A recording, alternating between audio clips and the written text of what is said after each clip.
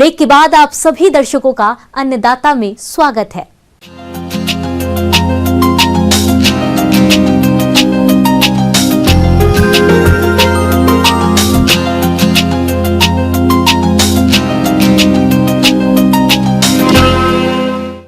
फलों का राजा आम की बागवानी करने वाले किसान इससे अच्छा खासा मुनाफा कमाते हैं, लेकिन रोगों की वजह से आम के बाग में अधिक नुकसान होता है, जिसमें एक मुख्य रोग है गमोसिस,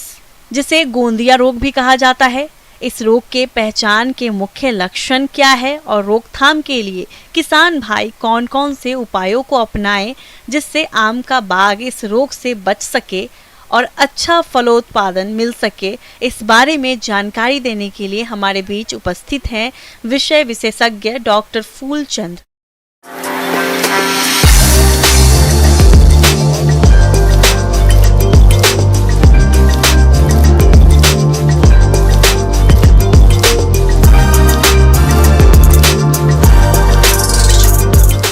जैसा कि आप सब लोग जानते हैं कि आम जो है फलों को राजा कहा जाता है और आम के बगीचे लगाकर के किसान जो है बहुत अच्छी आमदनी प्राप्त कर सकते हैं। आम में ऐसे बहुत सारी बीमारियां पाई जाती हैं, लेकिन उसके साथ साथ एक गमोसिस नामक बीमारी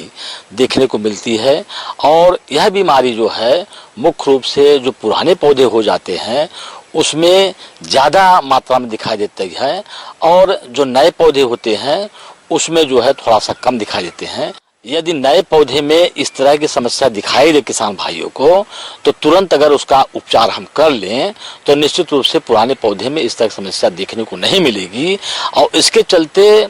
जो क्षति होती है, एक तो पौधे सूखने लगते हैं, टहनियाँ सूखने लगती हैं, जो आक्रांत टहनियाँ होती हैं, शाखाएं होती हैं, उससे फलन कम होता है, उसमें फल की साइज छोटी हो जाती है, तो इस तरह से नुकसान देखने को मिलता है। आम को फलों का राजा कहा जाता है। इसकी बागवानी करने वाले किसानों को इससे काफी लाभ होता है, लेकिन कभी कभी रोगों के कारण इसमें फलों का उत्पादन कम हो जाता है। वैसे तो आम में कई तरह के रोग लगते हैं, जिनकी सही पहचान करके किसान यदि समय रहते नियंत्रण कर लेता है तो अच्छा फल उत्पादन मिलता है। आम में लगने वाला एक मुख्य रोग है गमोसिस, जिसे गोंद निकलना भी कहा जाता है। ये रेतीली मिट्टी में उगाए जाने वाले आम के पौधों में अधिक होता है। वैसे तो ये सभी तरह की मिट्टियों में हो सकता है। ये रोग तने और शाखाओं पर देखा जा सकता है। तो इस रोग की पहचान के लक्षण क्या है, जिसे देखकर किसान आसानी से पहचान सके? वह इस प्रकार से है। आप लोगों को पहले बताना चाहते हैं कि गमोसिस जो बीमारी है वह किस तरह की बीमारी है और इसके लक्षण क्या हैं। तो किसान भाइयों, गमोसिस बीमारी जो है एक फफूंद जनित बीमारी है और जो शाखाएं होती हैं आम की, उसमें जो है पहले से हवा के माध्यम से जो फफूंद के जीवाणु होते हैं, बीजाणु होते हैं, वह जो है शाखाओं के छिलके पर आ करके वह डिपॉजिट हो जाते हैं, जमा हो जाते हैं और उसके साथ जो है धीरे धीरे किसी भी तरह का कोई वहाँ पर घाव हो गया कीड़े मकोड़े के द्वारा, या आप प्रूनिंग कर रहे हैं, ट्रेनिंग कर रहे हैं बगीचे की, तो फिर वह जो है फफूंद जो है शाखाओं के अंदर घुस जाते हैं और अंदर घुस जाते हैं जब, तब जो है वहां से धीरे धीरे जो है आप देखने को पाएंगे कि टहनियों पर जो है गम जैसा जो है पदार्थ, गमी पदार्थ, लस्सा टाइप का पदार्थ जो है टहनियों पर निकलना शुरू होती है। पहले बहुत थोड़ी मात्रा में दिखाई देती है, छोटी एक बूंद के रूप में दिखाई देती है, जैसे मधु आप कहीं डाल दीजिए, ठीक उसी कलर का जो है टहनियों पर दिखाई देती है। फिर धीरे धीरे उसका फैलाव होते जाता है, गम की मात्रा ज़्यादा निकलती है और धीरे धीरे टहनियों की लंबाई और उसके चौड़ाई में बढ़ते हो जाती है और जो छिलका होता है टहनियों का वह फटना शुरू हो जाता है। फटने के बाद जो है फिर टहनियाँ धीरे धीरे वहाँ से सूखना शुरू करती हैं और नतीजा ये होता है कि वो सूखते हुए वह धीरे धीरे क्रम में पूरी की पूरी टहनी सूख जाती है और अगर समय रहते हम उसका उपचार नहीं कर लेते हैं तो एक शाखा से दूसरी शाखा से तीसरी शाखा, एक पौधे से दूसरे पौधे, इस तरह से उसका प्रसार होना शुरू हो जाता है और धीरे धीरे बहुत सारे हमारे आम के पौधे, उसकी टहनियां जो है आक्रांत हो जाती है, जिसके कारण टहनी में फल कम बनेंगे, फूल कम बनेंगे, फल की साइज छोटी होगी, तो किसान भाइयों को इसके चलते जो है नुकसान उठाना पड़ जाता है। किसान भाइयों, आपके आम के बाग में गमोसिस रोग का प्रकोप ना हो और यदि हो गया है तो इस रोग से बचाव और रोकथाम के लिए समय रहते कौन कौन से उपायों को अपनाएं, जिससे आम का बाग रोग मुक्त रहे और अधिक फल उत्पादन से अच्छा मुनाफा मिले। यदि इस तरह के लक्षण आपके आम के बगीचे में दिखाई देता है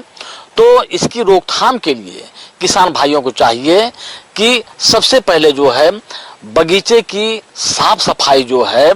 हमेशा करते रहें, उसमें किसी भी तरह का कोई घास पात, कोई तीड़ इस तरह का ना हो, तो साफ सफाई बहुत जरूरी है। और जो आक्रांत पौधे हैं, अगर बहुत ज्यादा आक्रांत टहनियां हो चुकी हैं तो उसको प्रूनिंग कर करके उसको निकाल दें और निकाल करके कहीं दूर ले जा करके जमीन के अंदर गाड़ दें। जो मोटी टहनियां है जिसको हम काट नहीं सकते हैं, उसे निकाल नहीं सकते हैं, उसके रोकथाम के लिए जो आक्रांत भाग है उसको सबसे पहले एक तेज चाकू ले लें और ऊपर का छिलका, जो आक्रांत भाग का छिलका है, उसे पहले तेज चाकू की मदद से उसे छिल करके हटा दें। इसके रोकथाम के लिए मैंने ब्लाइटास 50 नामक दवा बाजार में मिलती है, जिसे ब्लू कॉपर के नाम से भी देखा जाता है, ब्लू कॉपर के नाम से बाजार मिलती है, और यह कॉपर ऑक्सीक्लोराइड इसका रासायनिक नाम है और ब्लाइटास या ब्लू कॉपर के नाम से बाजार मिलती है, जिसका ट्रेड नेम है। इसका एक गाढ़ा घोल बना लें। गाढ़ा घोल बनाने के बाद जो आक्रांत छिलके को आपने हटा दिया और उसे साफ कर दिया, उसके ऊपर लेप लगा दें। लेप लगाने के बाद जो है फिर जो है 15-20 दिनों के बाद जो है पुनः जो लेप लगाए हुए हैं, फिर आप चाकू की मदद से वो दवा जो लगाए हुए हैं उसे फिर हटा दें। हटा कर करके पुनः जो है इसी दवा का इस्तेमाल करें। निश्चित रूप से आप जो है बीच बीच में जब भी इस तरह की समस्या आती है, आप अगर इस दवा का व्यवहार करते हैं तो निश्चित रूप से धीरे धीरे ये समस्या जो है आम की खत्म हो जाएगी। इस तरह का आप रोकथाम का उपाय कर करके आप आम के बगीचे से अधिक से अधिक फल का उत्पादन प्राप्त कर सकते हैं।